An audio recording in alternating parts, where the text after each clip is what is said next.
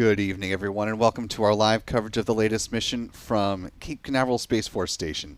I'm Will Robinson, Smith reporter with Spaceflight now. So good to be back with you again for our second Falcon 9 flight of the day, this time from SpaceX's other orbital launch pad here in the Sunshine State. Just about 59 minutes to go ahead of this flight of the Falcon 9 rocket there at Space Launch Complex 40. Slick 40 at the Cape. This is the third in SpaceX's suite of rideshare missions heading up to a mid-inclination orbit called Bandwagon. This is a follow-on program after the ongoing success of the Transporter rideshare mission, which sends small satellites to a sun-synchronous orbit. Bandwagon heads to a mid-inclination orbit, and there are three main customers on board this Falcon 9 rocket, which we'll be talking about each in some detail as we cruise on through the countdown today. As we're getting started here, I want to thank the 1,600 of you who are with us in the live chat. If you haven't already, you could do us a big favor just by clicking that like button and sharing the stream. Allow some folks to find their way into this live launch coverage as we cruise on through the countdown. Also want to thank our moderators who are helping us out with this second launch of the day. Thanks to Callistia Lee, Jeff Hansen, Mark Otto, all of you for being with us. Rick Donner as well. Hello, hello. If you see any of the other moderators cruise on into the live chat, be sure to give them a big old Spaceflight now hello. Appreciate them being here. Also appreciate our channel member community for supporting us with live launch coverage today. So thanks to folks like Joni Mahoney, Sulfur for Lunch, Cumulus Granatus, Butterfly, Wayne Coulter, and many others. Channel membership comes with a number of perks, including discounts at our online shop, that is shop.spaceflightnow.com. Access to member-only videos here on YouTube, access to our members-only Discord server, and of course the ability to watch all of our live launch liftoff moments from here at the Cape in 4K.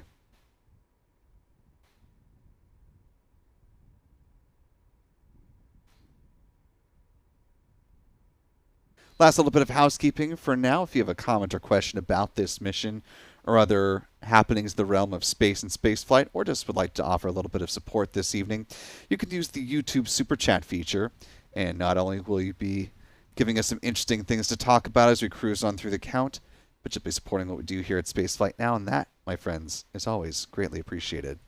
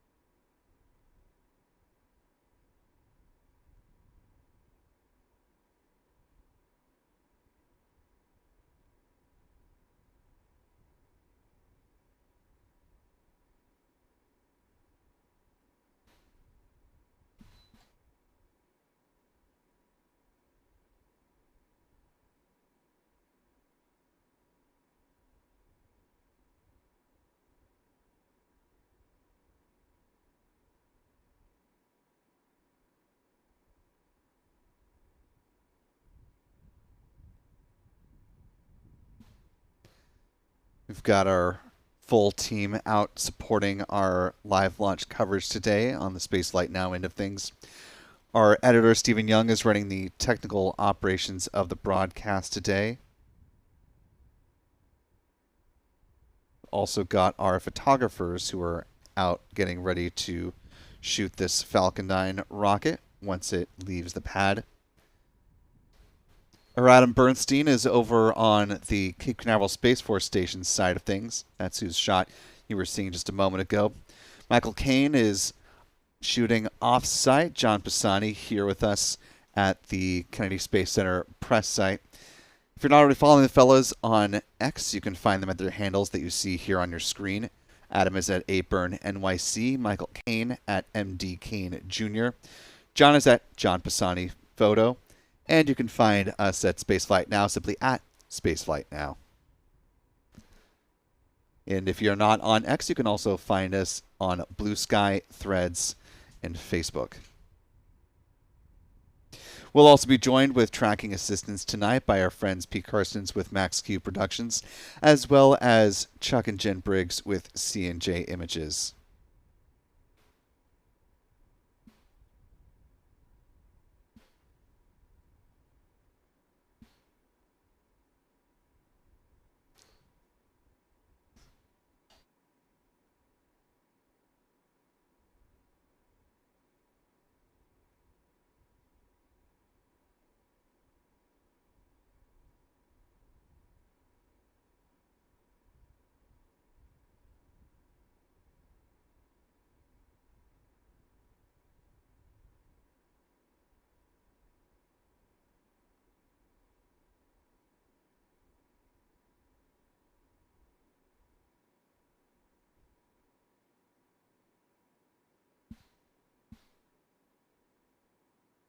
$53 and some change left on the clock before the planned launch of this Falcon 9 rocket.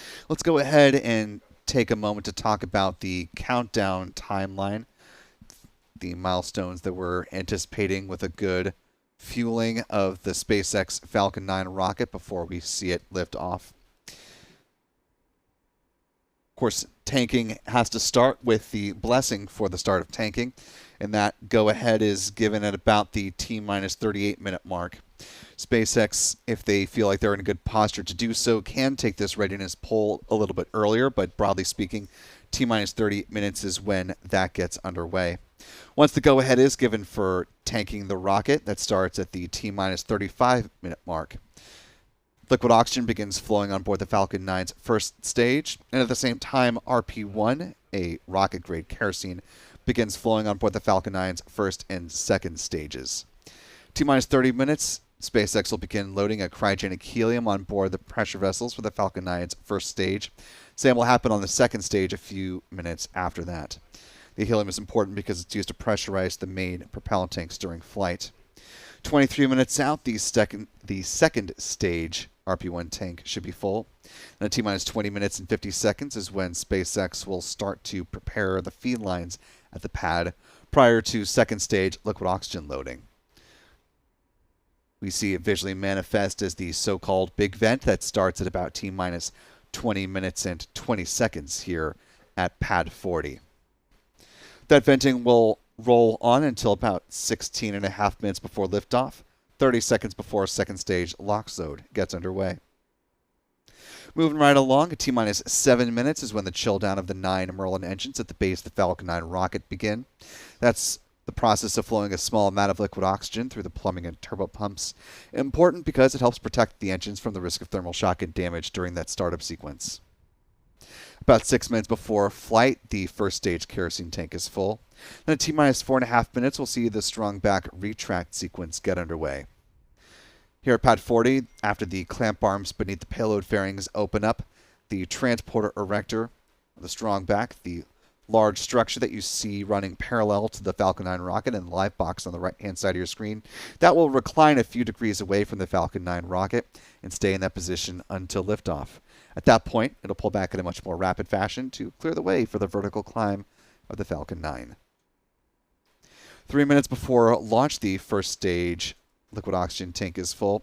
Same is true on the second stage about a minute afterwards, at which point the vehicle is fully loaded with 1 million pounds of propellant. In the final 60 seconds, we'll hear the call that the Falcon 9 is in startup. At that point, control of the countdown is handed over from the ground sequencer to the Falcon 9's onboard flight computers, and the propellant tanks are brought up to flight pressure. SpaceX launch director will give their go for launch at 45 seconds out. The engine ignition command is issued at T-minus 3 seconds, and if all 9 Merlins at the Falcon 9 booster base are healthy and ignite, the command will be given for the hold down claims to release that bird for a T0 liftoff coming up here at 8:48 p.m. Eastern, 00:48 UTC, for T-minus 49 minutes and 44 seconds.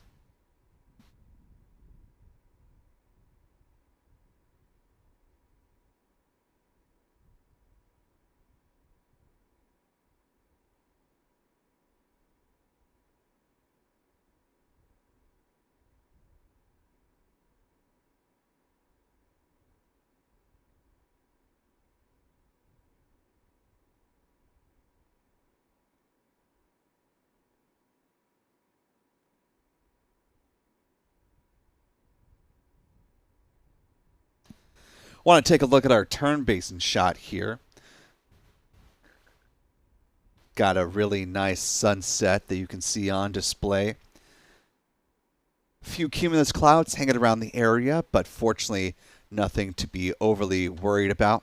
The 45th Weather Squadron coming into this launch opportunity forecast a 95% chance of favorable weather at liftoff, citing just the cumulus cloud rule as the only possible spoiler here, but just looking at the level of clouds, it really does not appear to be anywhere near the realm of a showstopper.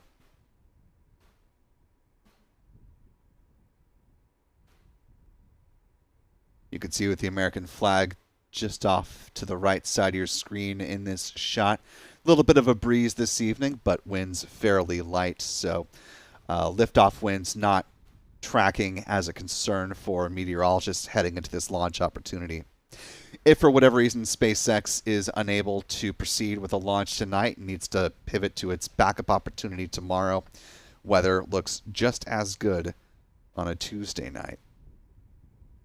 But fingers crossed all continues to go well for the next just under 48 minutes. Taking a closer look here at the Falcon 9 first stage booster, you can see the lettering of SpaceX pretty clearly. You can still make out the American flag and the Falcon logo, although from this vantage point there's a spotlight that's just perfectly reflecting off of the Falcon icon there just beneath the hypersonic grid fins. A sign that there's some life on this booster from previous missions, but not a whole heck of a lot. This is the third flight for this Falcon 9 first stage with a tail number of B1090 in the SpaceX fleet. Its previous outings were in support of a pair of satellites for Luxembourg-based communication company SES and their O3B mPOWER series of satellites. The other mission, Crew 10, sending 3 astronauts and a cosmonaut up to the International Space Station, where they are currently on board, hard at work, conducting plenty of science, and eagerly awaiting the arrival of a Cargo Dragon spacecraft that was launched earlier this morning, which should be arriving in just a little more than 12 hours from now. Looking at a planned docking for that vehicle at 8:20 Eastern, 12:20 UTC tomorrow. Also want to note one other thing about this Falcon 9 rocket. You may have noticed on the second stage the gray band that is not always present for all of the Falcon 9 missions. While we don't have a full picture of this flight profile for the mission because SpaceX did not publish the points of progress past the booster landing at the 8-minute mark after liftoff. That gray band is usually a hallmark of a mission extension kit and is used to help keep the propellant, that RP1 I mentioned earlier, at the correct temperature during a long coast phase. So it's part of the thermal regulation system that will allow it to not get too cold during especially long coast. We've seen this before in other missions, for example, like with the launch of the GOES-U weather satellite for the National Oceanic and Atmospheric Administration, or NOAA, last June. It's appeared in other flights as well. I actually have an article about that. If you go back and check out our piece on the NROL 69 mission, that was back on March 25th. That was the last time we saw the gray band in use, and we had a little bit more about that in that piece.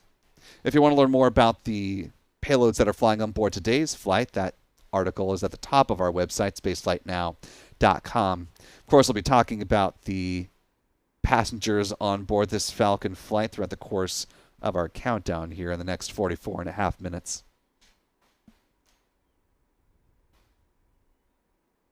Before we get further in that, I want to thank a few folks in the live chat for your support. Our thanks to Don Flea for a $10 super chat. Really appreciate that, Don.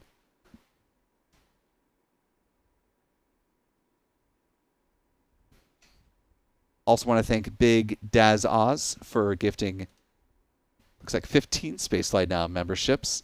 And a thanks as well to Clisty Lee for gifting 10 as well. So to our newest 25 channel members, welcome aboard to all of you. We're glad to have you with us. And if you haven't already, be sure to thank Big Daz Oz and Clistia in the live chat. And we hope you decide to stick around with channel membership beyond the month you were just gifted. And as a reminder, for those of you who are watching live who are not yet channel members,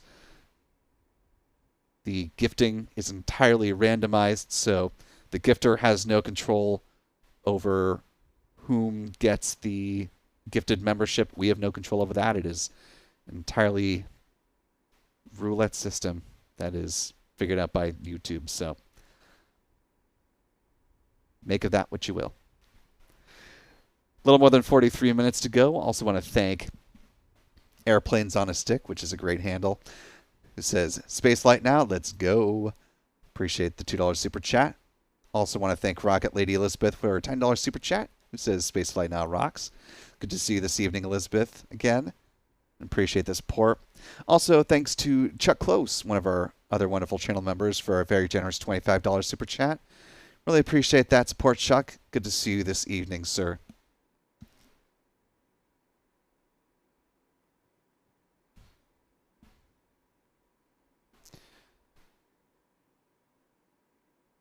Just about 42.5 minutes to go here. We're roughly 4 minutes away from the point at which the SpaceX launch director, broadly speaking, will make the call on the start of prop load today. Don't expect to have mission audio at this point in time, so we won't hear that call out, but we will look for the signs of fueling once we get past the 35-minute mark.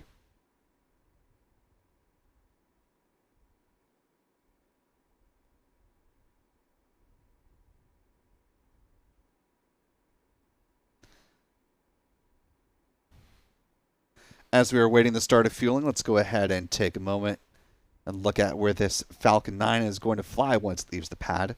Let's talk a little trajectory, shall we?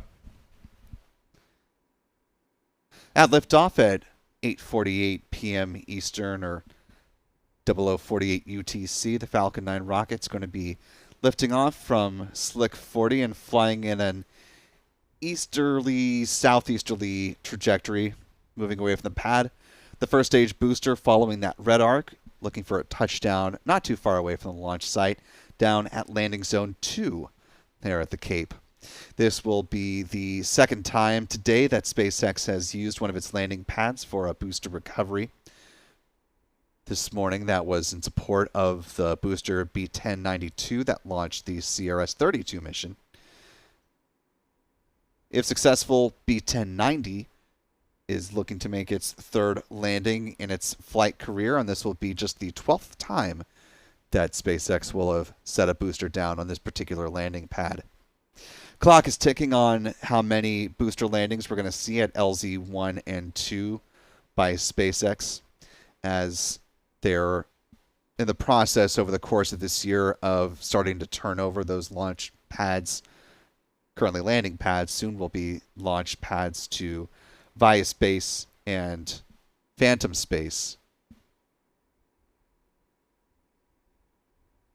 Looking to make that transition in the back half of 2025.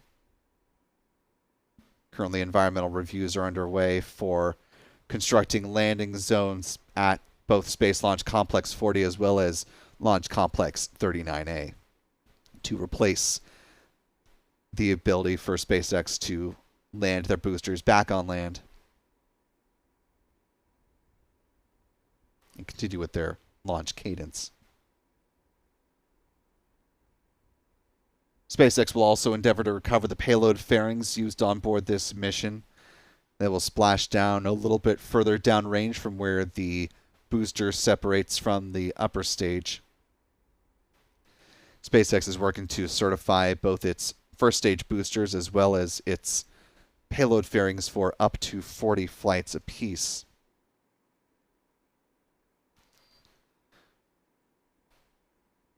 The numbers aren't going to change on this next graphic, but just a quick look at the flight leaders for SpaceX.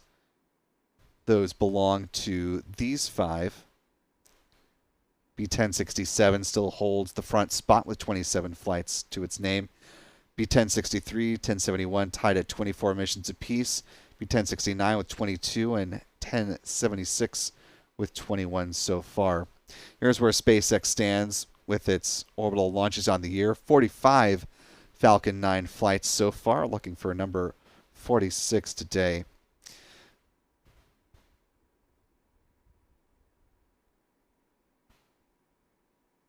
I was just mentioning those payload fairings. They'll splash down in the waters of the Atlantic Ocean with the support of steerable parachutes. SpaceX saves about $6 million per recovery effort, so it's an important part of their business model to retrieve those, put them on a recovery vessel like the one pictured here, and bring them back through Port Canaveral over to the Hangar X site and allow them to be refurbished and prepared for future missions.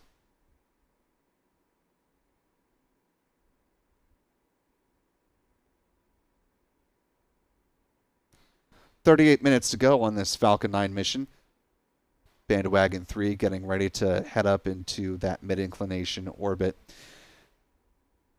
At this point, the SpaceX launch director is expected to have given the go-ahead for the start of propellant load.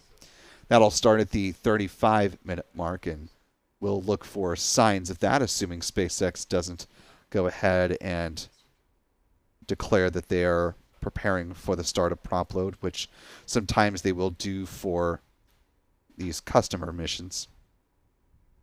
So we may get more of a heads up tonight than we would for a typical Starlink launch.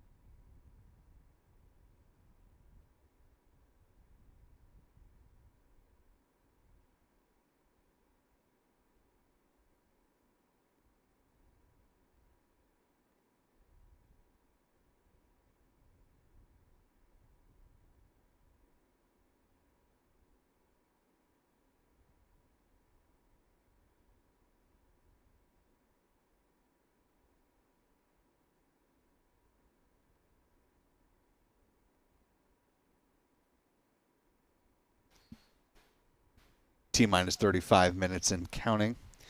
At this point, assuming all is well with SpaceX and its countdown, they have just begun fueling the Falcon 9 rocket.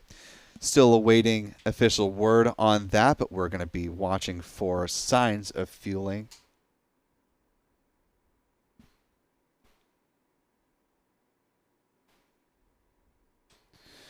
Taking a look at the base of the first stage booster here, if you see just beneath the X in SpaceX, there's a slightly lighter gradient line that runs perpendicular to the Falcon 9 rocket. It's right about that point where we'll start to see a bit of a frost line form as the super cold densified liquid oxygen begins flowing on board the Falcon 9's first stage.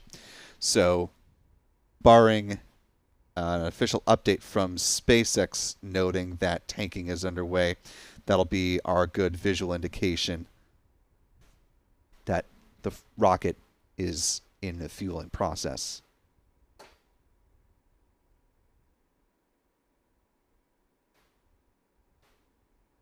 A little bit of heat distortion tonight between us and the booster, so a little bit hard to determine, but we should be able to make it out in the next minute, minute and a half or so.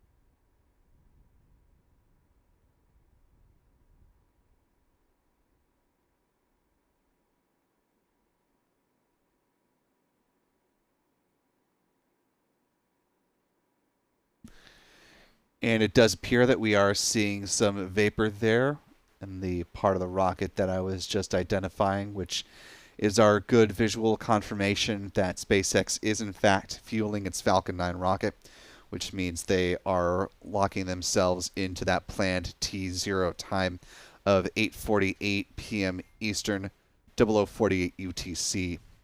If at any point between now and the planned liftoff of this vehicle, coming up in about 31 and a half minutes, that would cause SpaceX to have to scrub the mission and pivot to their 24-hour backup opportunity. But so far, it appears to be a fairly smooth countdown tonight.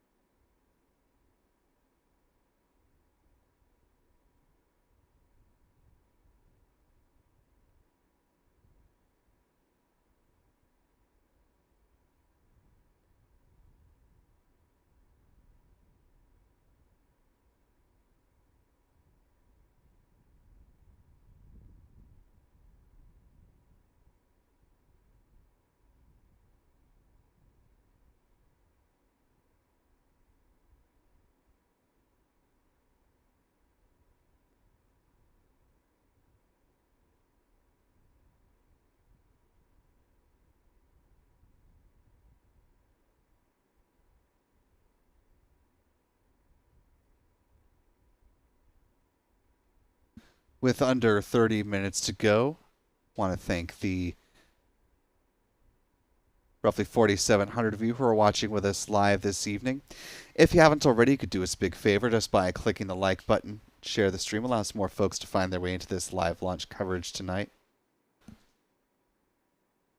also want to thank a few more folks in the live chat. Our thanks to Suguru Ghetto for a 14 Canadian dollar super chat.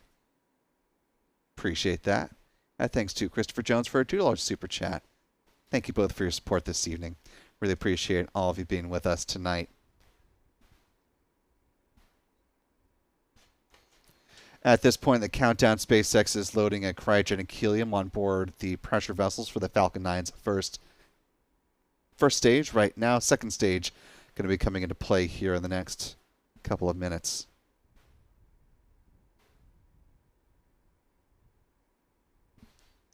I want to talk about some of the payloads that are on board this particular Falcon flight. If you're just joining us, you're watching Spaceflight Now live coverage of SpaceX's Bandwagon 3 mission. This is a rideshare flight heading to a mid-inclination orbit. The reason we believe that the timeline on the SpaceX launch page is abridged and abbreviated and only showing up to the point of booster landing is because of this particular payload that is on board. This is an artist's rendering of two satellites that are part of what's called Korea's 425 project. These are reconnaissance satellites in support of the South Korean Agency for Defense Development, known by the acronym ADD. Back in about 2018, there was a contract that ADD established with Korea Aerospace Industries to oversee the development of a satellite constellation that consists of 5 spacecraft that would be deployed into orbit by this year. On board this particular mission is the 4th out of 5 planned satellites. The launch, the 5th one, has not been announced on what mission it's going to be flying.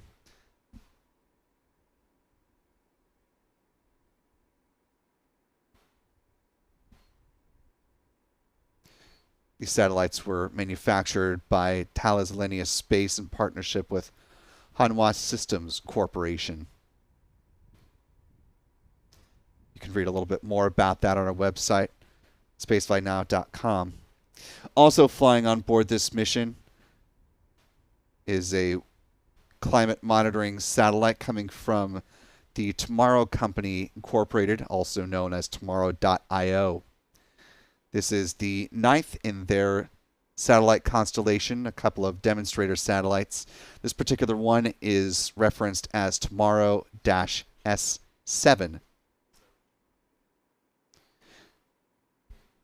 A somewhat small CubeSat, it's referred to as a 6U CubeSat, which measures roughly 30 centimeters by 20 centimeters by 10 centimeters, has a dry mass of about 12 kilograms or about 26.5 pounds. It'll operate on orbit at about 515 kilometers or 320 miles in altitude at a 45 degrees inclination.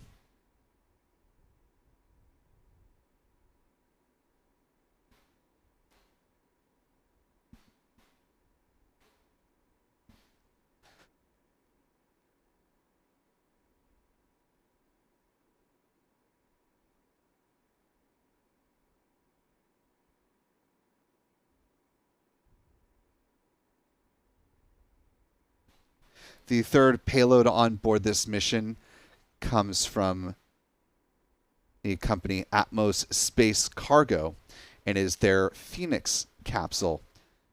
This is a German company that received a re-entry license from the U.S. Federal Aviation Administration back in January. They touted this upcoming mission as, quote, the first private company in Europe to receive such authorization and the first non-governmental entity in European history to attempt space re-entry. This will be similar but different than what we've seen from Varda, which uses a solid capsule that is used to manufacture pharmaceuticals on orbit and touches down on land.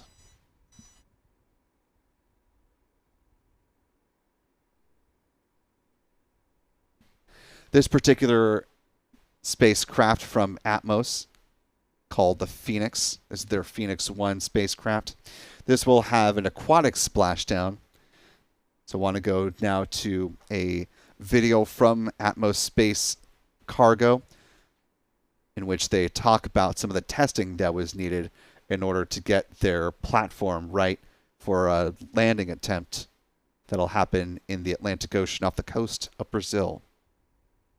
With Phoenix, we are developing a groundbreaking technology for re-entry from space, an inflatable heat shield.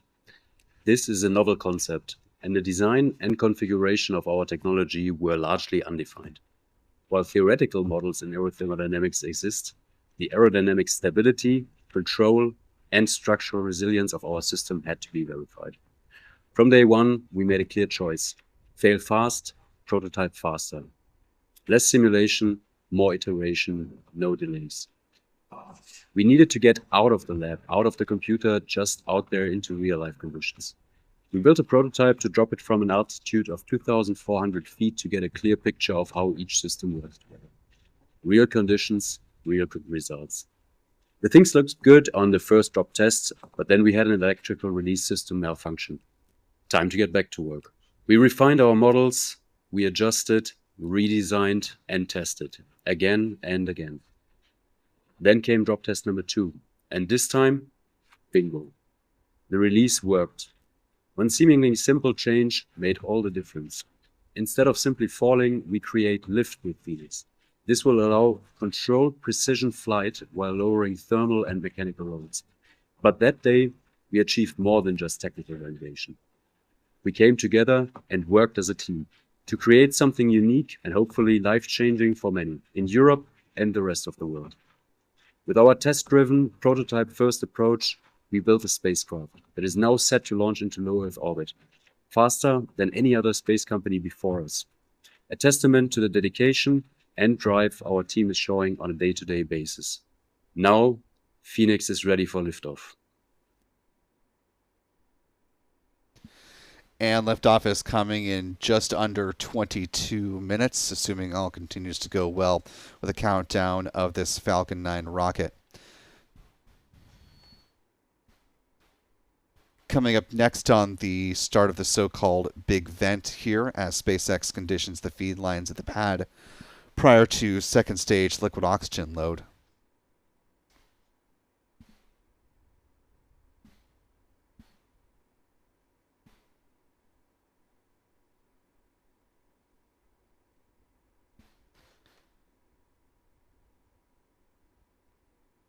You may have noticed there was a trajectory map that was included in the pre-produced video from Atmos Space Cargo that was showing a splashdown, looked like in the Indian Ocean, and that was the original plan. I'll show you the updated trajectory coming up here after the big vent, but just want to note that the deorbit burn is actually going to happen just off the coast of California near Los Angeles, and a targeted splashdown will happen about 2,000 kilometers off the coast of Brazil in the Atlantic Ocean now. Now, T-minus 20 minutes, 20 seconds and counting. You can see the big vent is underway here as SpaceX is conditioning those feed lines, as I mentioned, and is preparing to start loading liquid oxygen on board its Falcon 9 second stage.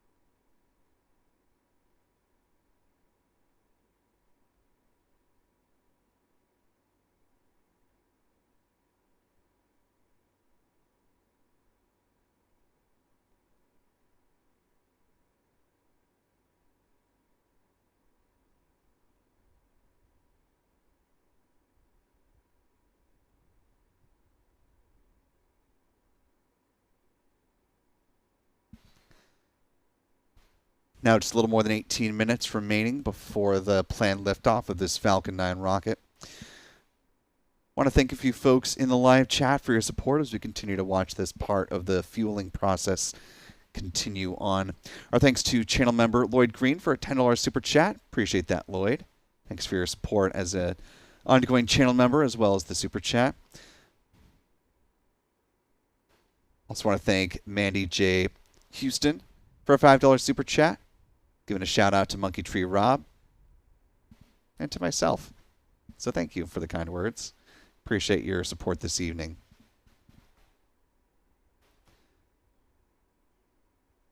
About 17 and a half minutes left on the clock here.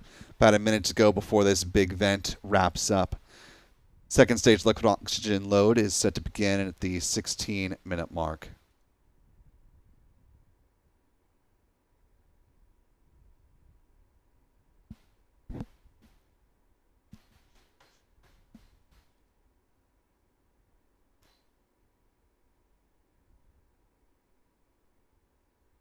I see Aussie Space Girl has joined us this evening, another one of our wonderful moderators. Good to see you tonight, Stephanie. Or this morning down there in Australia.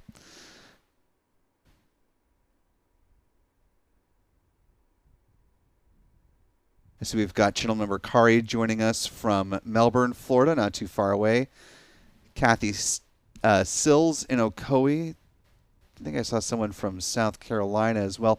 Let us know where you're joining from. I know we've got audience members both across the Sunshine State as well as around the world. So always great to see where folks in the live chat are checking in from.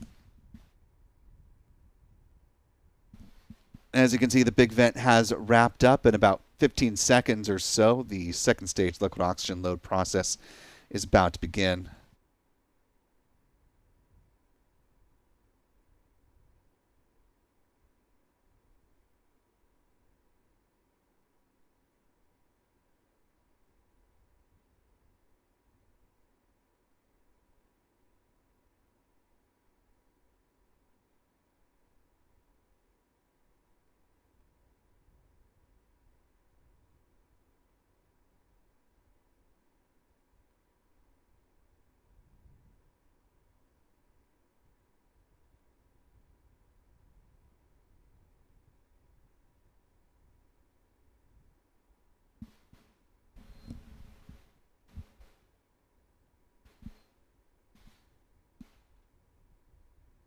Now a little more than 15 minutes left on the countdown clock. Let's go ahead and take a moment and talk about the launch timeline for this mission.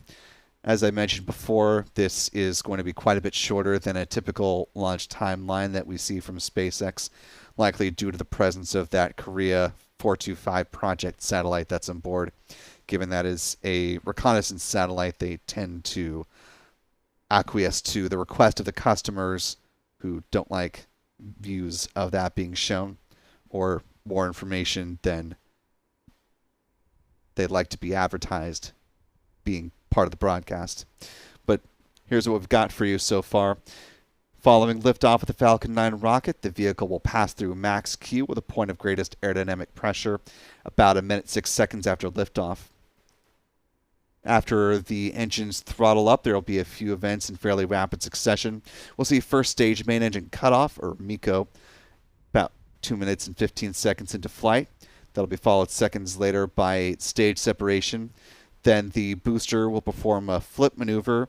Second stage engine will cut off. And the boostback burn will send the booster B-1090 on a path back to Florida for a touchdown over at landing zone 2.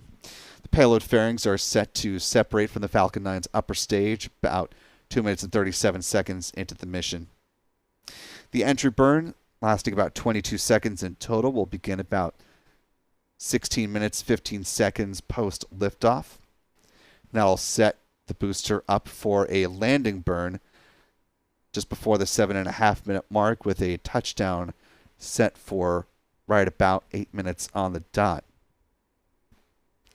Wish I had more for you, but that is all that SpaceX provided for this particular flight. Again, likely due to the presence of the Korea 425 project satellite on board.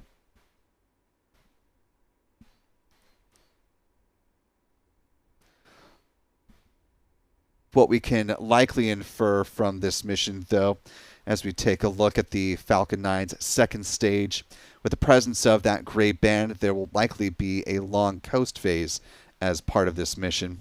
That gray band is part of what SpaceX refers to as a mission extension kit, and it's used to help keep the propellant on the second stage, that RP1, rocket grade kerosene, warm enough as a long coast phase could make it cooler than they would want.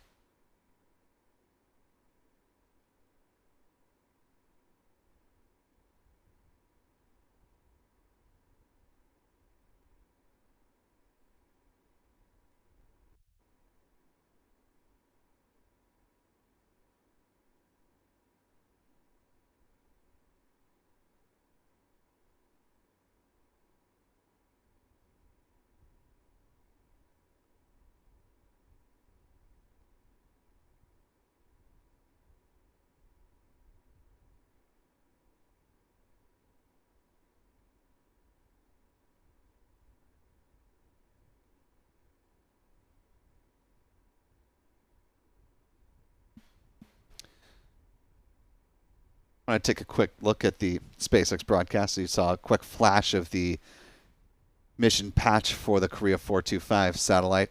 They did note that it is on the top of the Falcon 9 payload stack. Here's a good visualization of the mid-inclination orbit that will fly.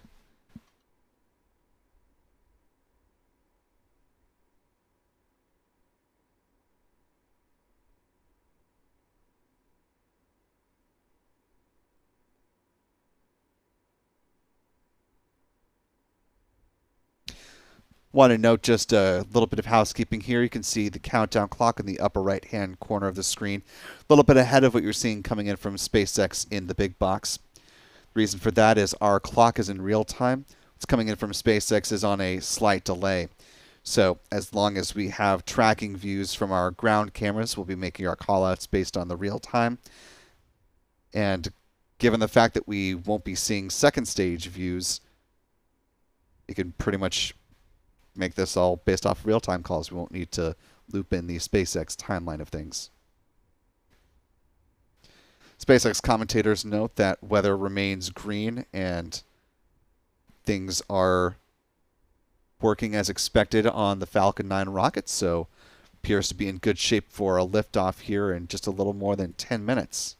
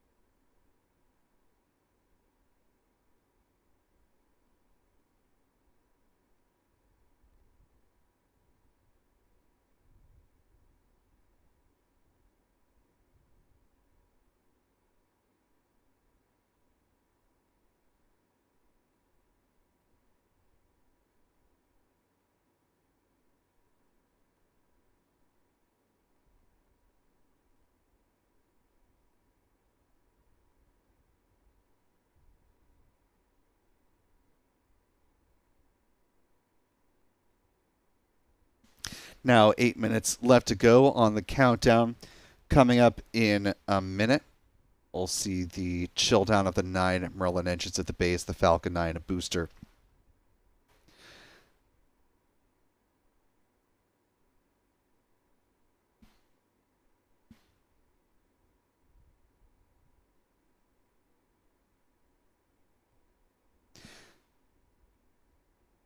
And as expected, going back to the Phoenix spacecraft, which will be deployed as the final rideshare payload that'll separate from the Falcon 9's upper stage. Because there's no propulsion system on board the Phoenix 1, it will actually be deployed following SpaceX conducting the deorbit burn. As SpaceX commentators noted, that'll be the first time that they deploy a payload from their second stage following a deorbit burn. So some interesting firsts from this mission that are being driven by the customer Atmos Space Cargo.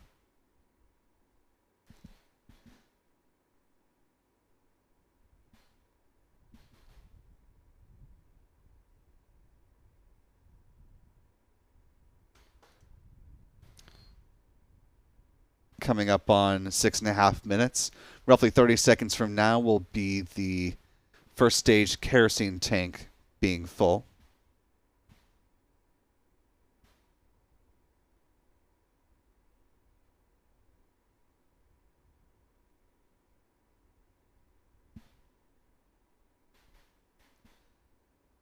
As we're cruising into these final few minutes of the count, I want to thank the roughly 18,500 of you who are watching with us live. If you haven't already, you could do us a big favor just by clicking the like button, share the stream, allow some more folks to find their way into this live launch coverage. Also want to thank a few folks in the live chat here, as we're just under the 6-minute mark. Our thanks to Gunnar S. for gifting 5 Spaceflight Out memberships, Pierce Mama for gifting 5 as well, Mark Otto for gifting 10. So to our 20 newest channel members, welcome aboard to all of you. We're glad to have you with us. If you haven't already, be sure to thank Gunnar, Pierce, or Mark in the live chat. And we hope you decide to stick around with the channel membership.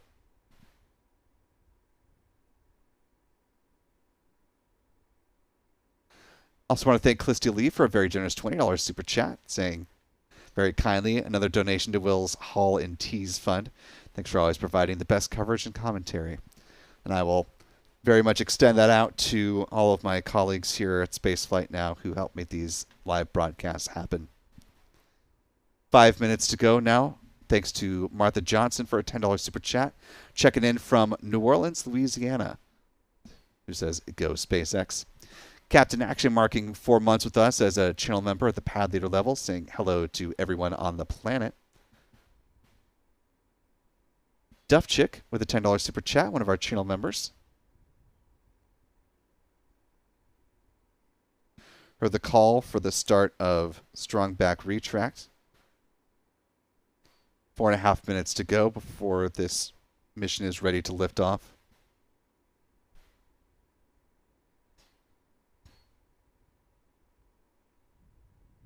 Thanks to Monkey True Rob for a $5 super chat. Mitchell Wilbur as well with a $20 super chat. Thank you, Mitchell.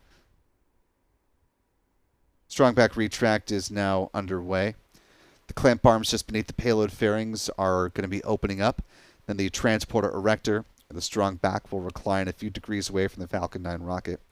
Stay in that position until liftoff.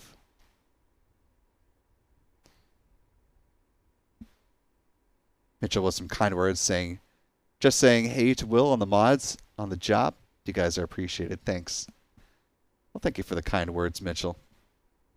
Less than 4 minutes to go as the Strongback is in motion here.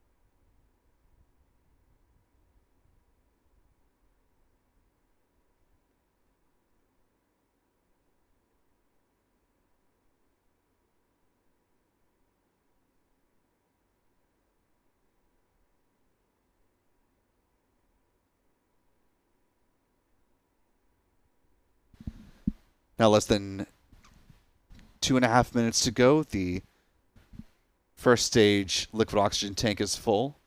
Waiting for confirmation of the second stage LOX tank being full. Load is complete. There we hear that call out confirming stage 1 LOX load is complete. 2 minutes to go before the planned liftoff of this Falcon 9 rocket.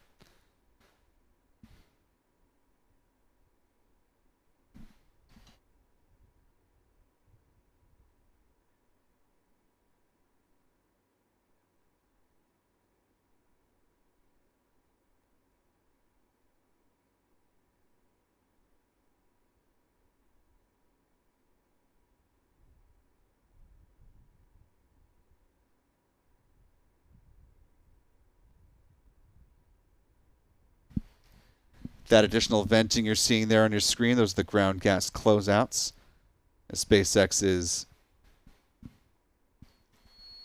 releasing some of the additional LOX from the feed lines.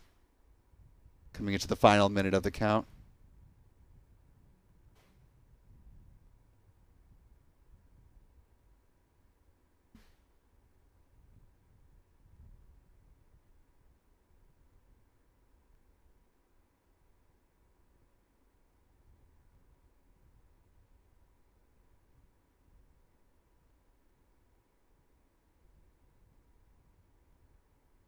We're awaiting the call for the SpaceX launch director to give their go for launch.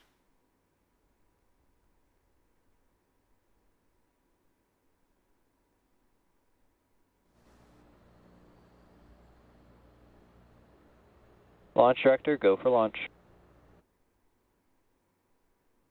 And with that go ahead, we are cruising into the final few seconds of the countdown here.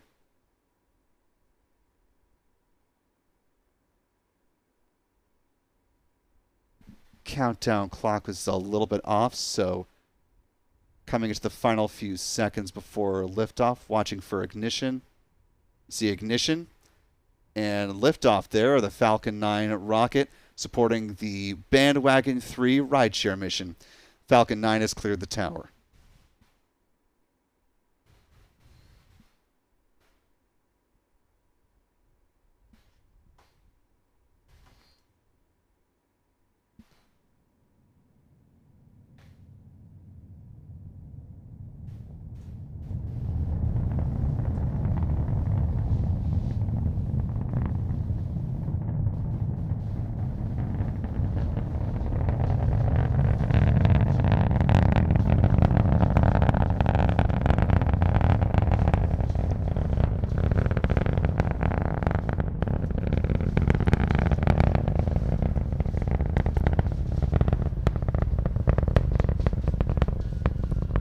Now approaching a minute into flight, the Falcon 9 will throttle down as it's passing through max Q, the point of greatest aerodynamic pressure on the vehicle.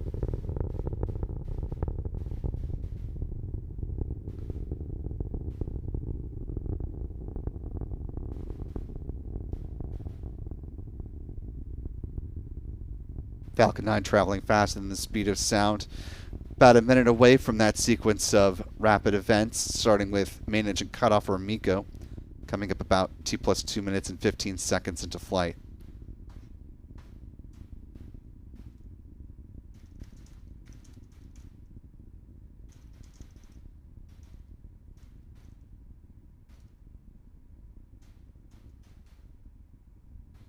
SpaceX is now thermally conditioning the Merlin vacuum engine ahead of its first burn.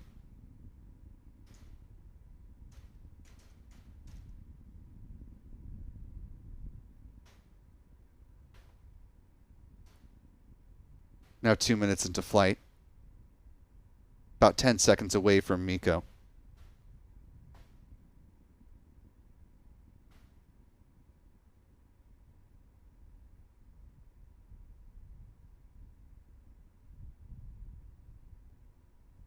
There you see MECO.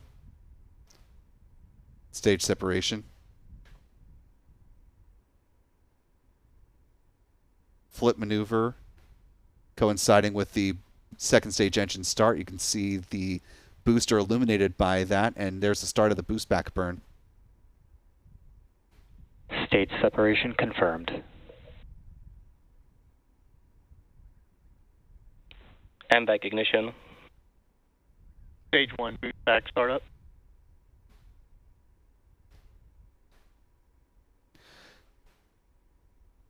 All good call-outs, and again, because of the request of one of the customers on board, with fairing separation now confirmed, we are no longer seeing upper stage views intentionally, again at the customer request. A little more than 3 minutes into flight, the boostback burn now coming to an end in real time, seeing that continue on the SpaceX feed for the next couple of seconds.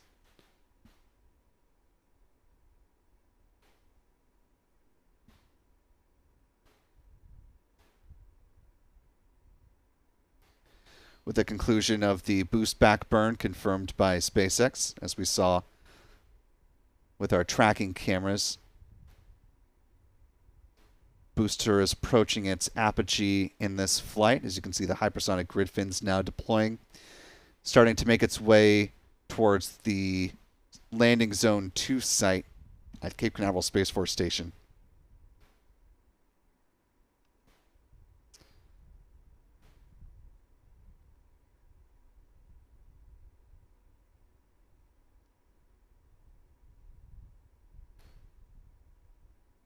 Those pulses you're seeing in between the grid fins, those are the cold gas thrusters that help to adjust the attitude or the positioning of the first stage booster.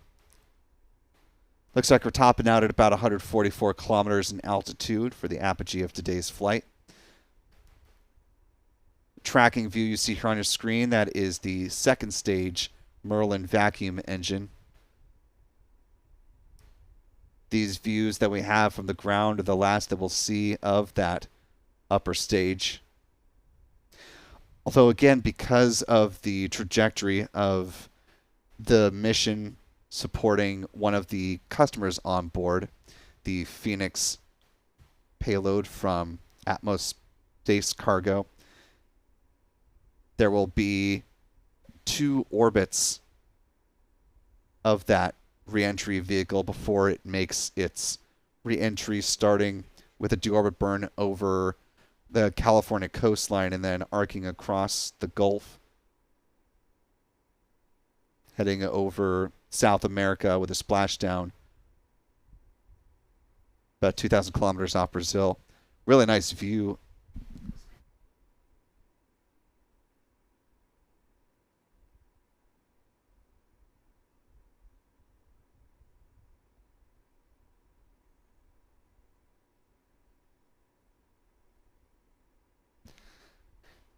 Seeing the upper stage a little bit brighter than we're used to seeing, thinking there's a little bit of sunlight still reflecting off of it from its position now. Some really nice views now 6 minutes into this flight. We're coming up on the start of the entry burn here in about 10 seconds.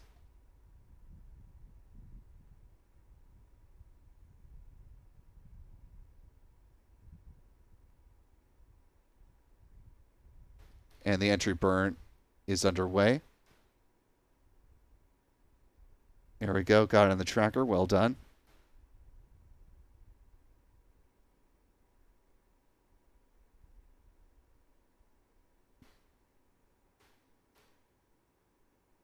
This entry burn wrapping up in the next couple of seconds.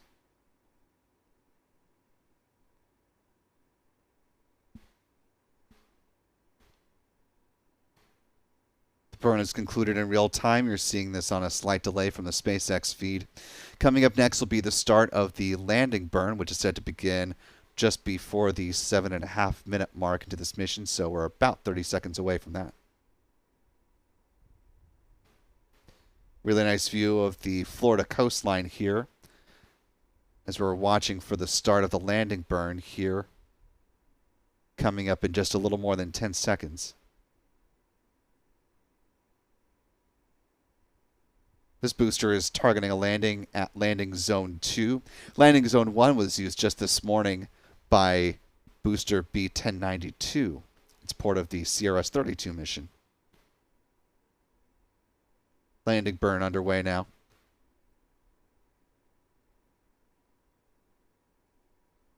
Let's listen in for those sonic booms as this booster makes its touchdown.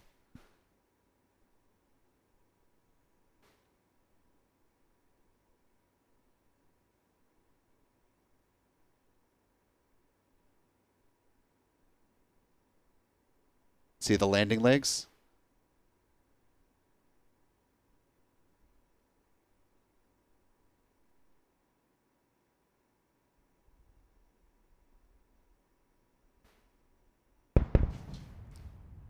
And the sonic booms.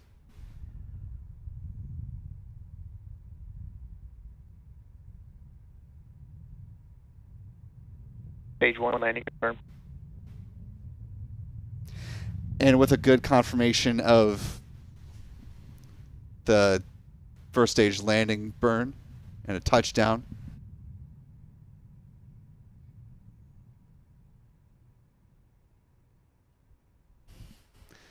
You're taking a look briefly at mission control in Hawthorne. Now looking at the trajectory of the second stage for just a moment here.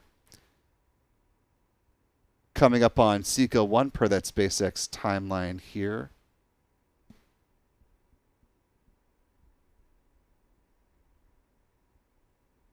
Looks like it should be happening in the next maybe 10 to 20 seconds or so.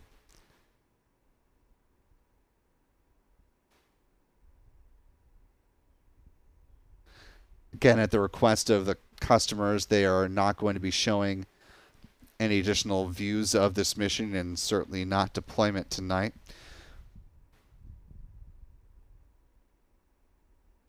Want to briefly go to a graphic from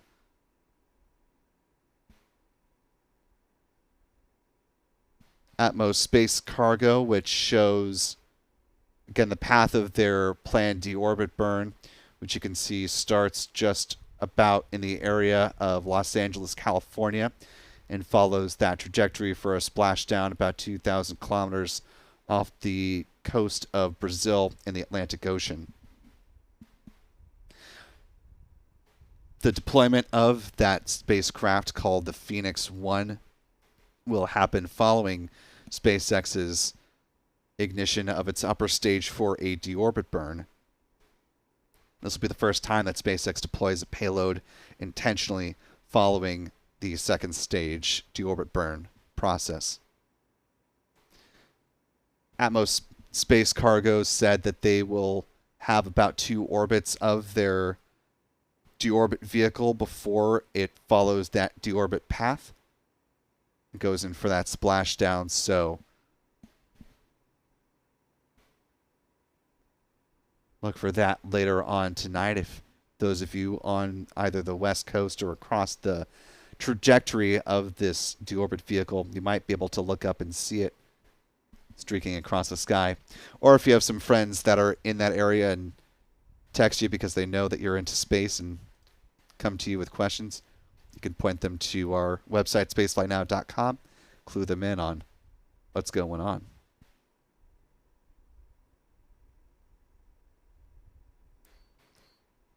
As we're beginning to wind things down here on our broadcast, keep your eye on the Strongback at the pad as it begins to make its ascent back into the upright position.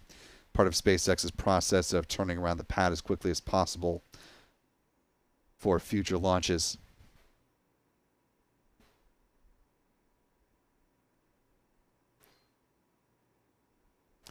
Taking a look at our mission stats as they currently stand. This was the third trip to space and back for the Falcon 9 booster B1090. That marked SpaceX's 463rd Falcon 9 launch to date, the 46th of 2025. This was SpaceX's 404th Falcon booster reflight, or the launch of a booster that has flown at least once. This was the company's 140th orbital launch within the last 365 days, the 245th orbital launch for SpaceX from Pad 40, and the 300th orbital flight from Pad 40 to date. Big 300.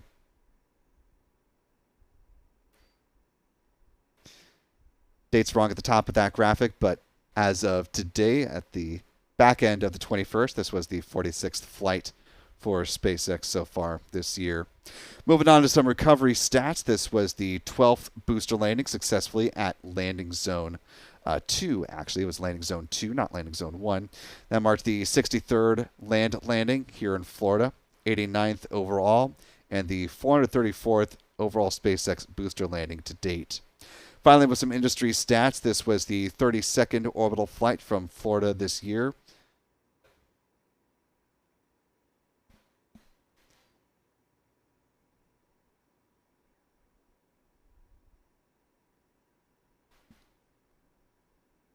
Typo here, that's actually should be the 48th launch from U.S. soil, the 53rd from a U.S. rocket company, and the 81st from around the globe.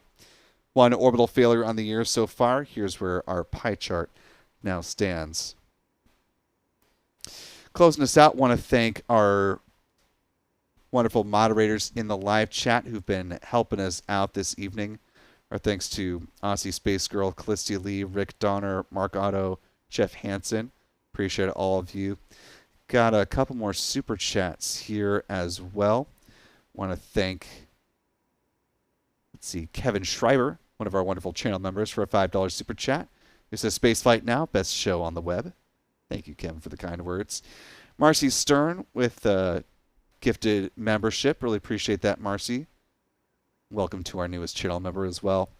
CL Sports Picks, been a member with us now for 17 months. Who says just flew over the launch pad around 6 p.m. and was able to see the beautiful rocket. Very cool. Hope you had a safe journey to wherever you were flying to. John Meditation with a $2 super chat, keeping us all zen. Kyle Hecker with a $2 super chat saying, love the work y'all do. Godspeed. Thank you, Kyle. Casey Security Superfan with a $5 super chat saying, go SpaceX, go Falcon 9.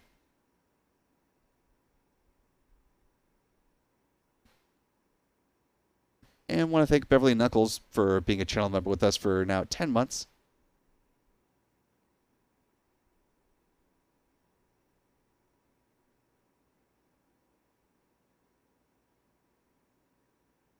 Really appreciate your support this evening. And that's going to go ahead and do it for us for this launch coverage today. 3 missions back to back to back. And we are now getting back into the regular cadence of things with things here at the Eastern Range now that the stand down period has wrapped up. Before we go ahead and turn y'all loose, want to go ahead and show you a quick replay of the launch for those of you who may have missed the moment of liftoff. This will be the silent picture version of this Falcon flight as it left the pad.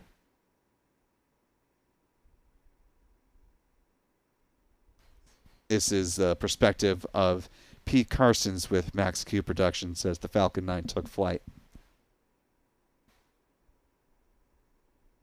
Again, you're watching a launch replay of the Bandwagon 3 mission. Closing things out on our broadcast today. A beautiful ascent against some very lightly clouded skies over Florida's Space Coast, as you'll see here in just a moment as this Falcon 9 rocket cruised through some of those cumulus clouds, or past them from this camera's perspective.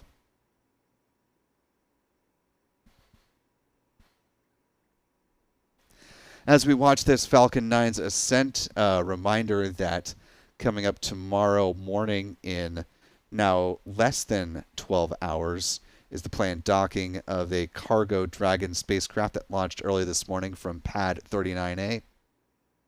CRS-32 bringing about 6,700 pounds of science and supplies up to the folks on the orbiting outpost, helping to support Expedition 73 with its ongoing mission.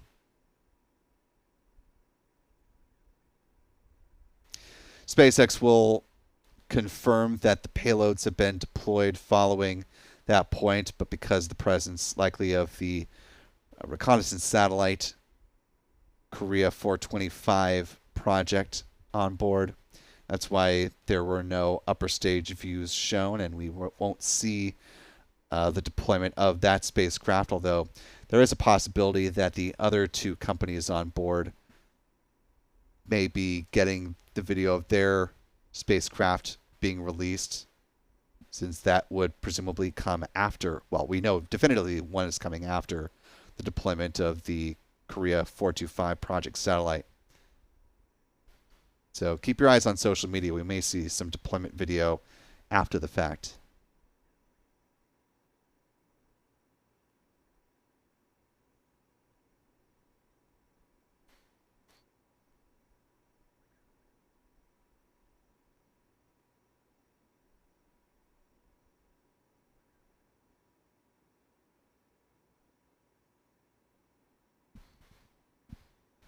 With relatively clear skies, you got a nice nebula effect. As you can see, the booster performing its flip maneuver and the two plumes interacting, and that's what causes that nebula-like effect that we see when there's a booster that returns back to either landing zone 1 or landing zone 2.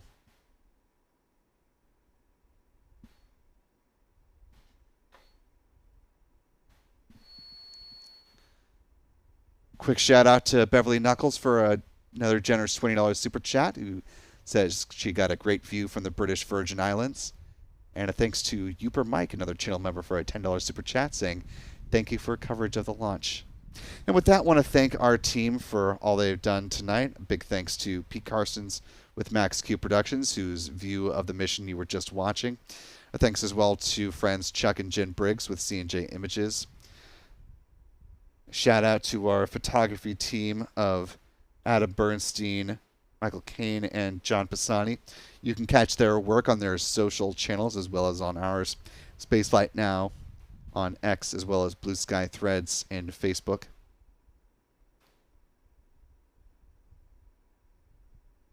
A reminder, if you haven't already, be sure to hit that subscribe button on this YouTube channel.